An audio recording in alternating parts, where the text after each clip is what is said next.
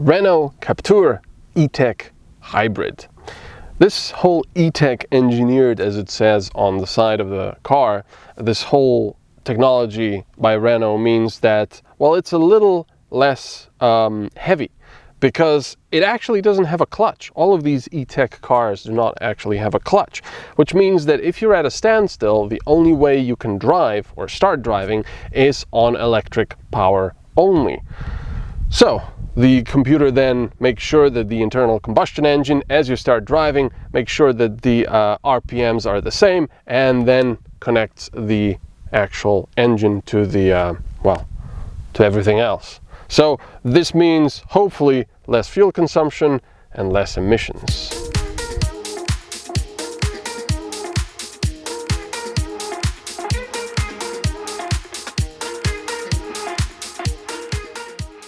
So what does this mean? Well, inside there you have a fairly small 1.2 kilowatt hour capacity battery, which means that you can drive on this electric power not very long, but the internal combustion engine and regenerative braking will be filling this battery with electric power. But of course, the internal combustion engine is also used for actually driving the car as normally, just not from a standstill.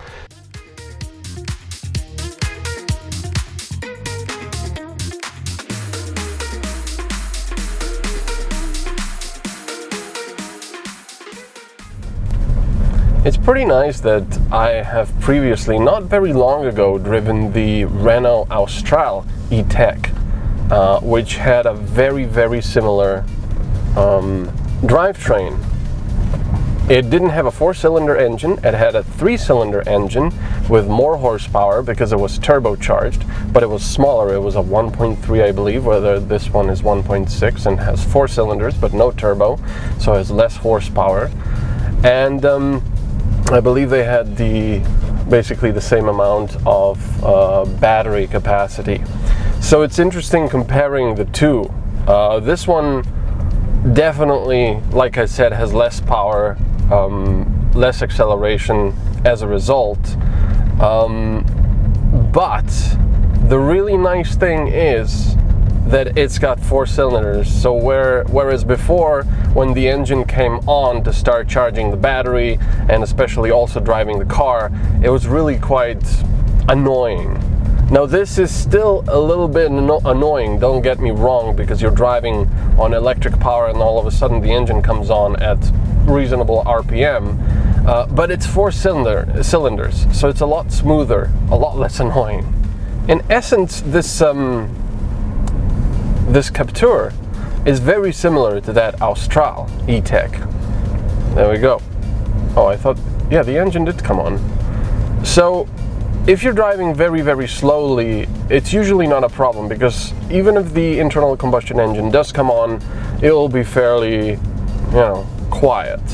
But if you're driving at any normal speeds, not even racing or anything, a lot of the times the engine will not just come online to charge the battery, but also to push the car forward. And it'll be under a lot more strain than usual. You'll see about 15 liters per 100 kilometers instant fuel consumption, just like in the Austral E-Tech. Which, because it's under strain, it's a lot louder. So in a regular car, you would just be in a higher gear at lower RPM and, just driving. You'd be kind of accustomed to the sound, I suppose. But here it's all of a sudden. So I'm still not sure about the whole thing. But, like I said, 4 cylinders, much better. So I think the most important thing here is, of course, the fuel consumption. We've already tested the Captur a fair bit. I like the digital instrument cluster. I don't mind the larger infotainment screen that much. I just wish they would, all manufacturers, not just Renault, all manufacturers, that they would actually start putting them back into the dashboard, not put this TV on top of the dashboard. To me, that just doesn't look very good at all. And what's more, you might laugh at this, but there's been a couple of cases where I had a test car in the summer, and it gets very hot in the summer, and when you park it under the sun and then come back to it, the infotainment didn't work. Why? because it was overheating, and it actually told you that. So you didn't have any navigation if you were relying on that, any radio, any of your own music, nothing, because the system needed to cool down. But it wasn't even on, it was just under the sun. Put it in the damn dashboard. Alright, so rant's over. I need to stop ranting. Oh, actually, I have to rant a bit more. I said that I like the digital instrument cluster. That's just partly a lie. I like it. It looks very nice. The fonts are nice, very, clear. But the thing is, you have a few different options to change the look of the instrument cluster. I mean, you can customize a couple of things here, nothing major, but you can also change how it looks, the entire thing. And I kid you not when I say that all, 4 options that you have, eco, sport, comfort, and normal or something, they are all useless, completely useless. Now, yes, you do get a speedometer, you do know how much, fuel you still have, so all the critical information is still there, but otherwise the instrument cluster is useless. For example, the only one that's kinda okay, but still useless is this normal or comfort one, I think, because it actually gives you two instruments. But I get it, it's a hybrid system, so having an RPM meter isn't really much of a thing, because it's not going to tell you the whole story. But having the speedometer without any numbers at all, just have a little scale going up and down, and then a digital speedometer in the middle, what's the point? I just have numbers and that's it. There's nothing else. So I don't know, just imagine a regular old car with an analog instrument cluster without any numbers on the speedometer. So you just have your needle going up and down. What's the point in that? All right, take a deep breath, take it easy, just relax. It's okay. You'll go back to your car. Oh, that's a cool bird. It's a crane, I think, of some sort. Anyway, so the most important thing is fuel consumption, I would say. So this definitely isn't a racer. From a standstill, it's okay acceleration. It's nothing special, but this is not a car for speedy traffic or racing down the road. This is like a small family car in a way, and it's okay. So the fuel consumption, now bearing in mind we did some highway driving, a bit faster, a lot of city driving, and a lot of driving like this where it's pretty easy going.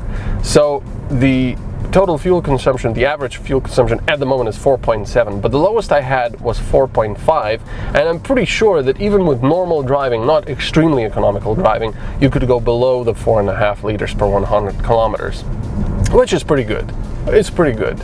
The only thing, just like I said in the Renault Austral, with all of these hybrids, it doesn't matter if it's a Renault or something else, is I would be a little nervous buying a car like this, because we all know that engines, internal combustion engines, they need to warm up and get the oil warmed up and everything to be ready for actual proper work. And these engines, they are completely stone cold when you start off in the morning, and if the battery is low, it'll just turn on that engine and immediately punch it. It's like towing something, because it's going to be driving the car and it's going to be charging the battery. So I'm not too comfortable with that.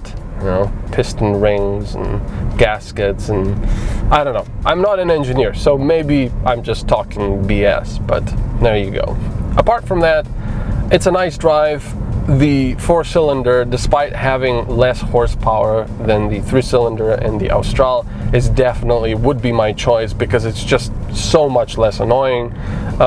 It's a nice drive otherwise, like I said. Having the regenerative braking is excellent. I love that. I would love that in any car, not just electric cars.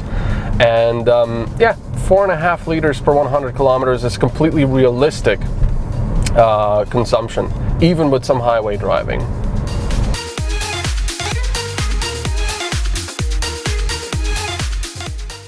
The Renault Captur E-Tech starts at just over 27,000 euros.